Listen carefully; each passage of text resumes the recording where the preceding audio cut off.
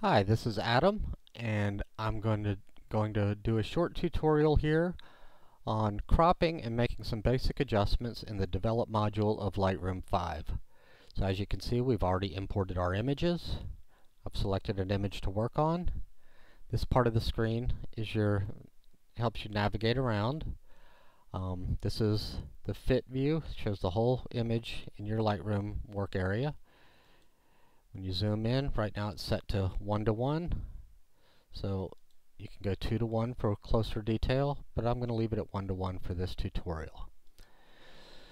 So the first thing I'm going to do is I'm going to come to the crop overlay and select it, and I'm going to go to roughly the size I want the final image to be. And for this one I'm just going to choose 8:10 because I know she's had these photos made to have some medium-sized prints made. So I'll kind of just center her. We can adjust this at any time, and then I'm going to come outside and I'm going to rotate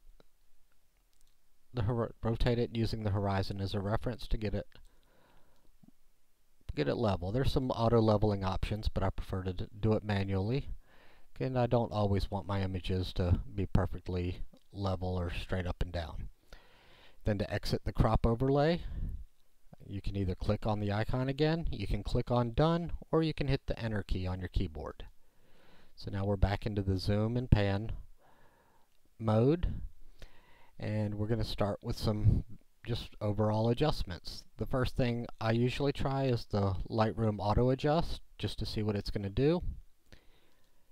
And I don't really care for that. It's obviously overexposed, too bright. So I'm just going to back my exposure down. And it's pretty much, that's where I like it. It's pretty much how I shot it. So I'll just double click to take it back to the original position. I'll leave the contrast alone. I'm pretty happy with that contrast. We do have quite a bit of white sand, light sky. Her lighter areas on her skin are pretty light. So I'm going to back off the highlights here just to show you what the highlight slider does. It takes the lighter areas and adjust them upwards or downwards. Double click to zero it, and I'm going to just back off on the highlights just a little bit, take a little bit of the glare off of the photo. Shadows I'm going to leave alone. This is, like I said, I'm pretty happy with this exposure, what I was trying to get. I had her lit with a strobe from the side, just to show you what shadows does. Takes the darker areas of the photo, and you can lighten them. You can take those dark areas and darken them. I'm going to leave it at 0. Whites I'm going to leave alone, and blacks I'm going to back off quite a bit. To me it adds depth to the photo to take the dark areas and the really dark areas and darken them up a little bit. So here I'm going to zoom in just to show you the clarity of the original image. So it's pretty sharp.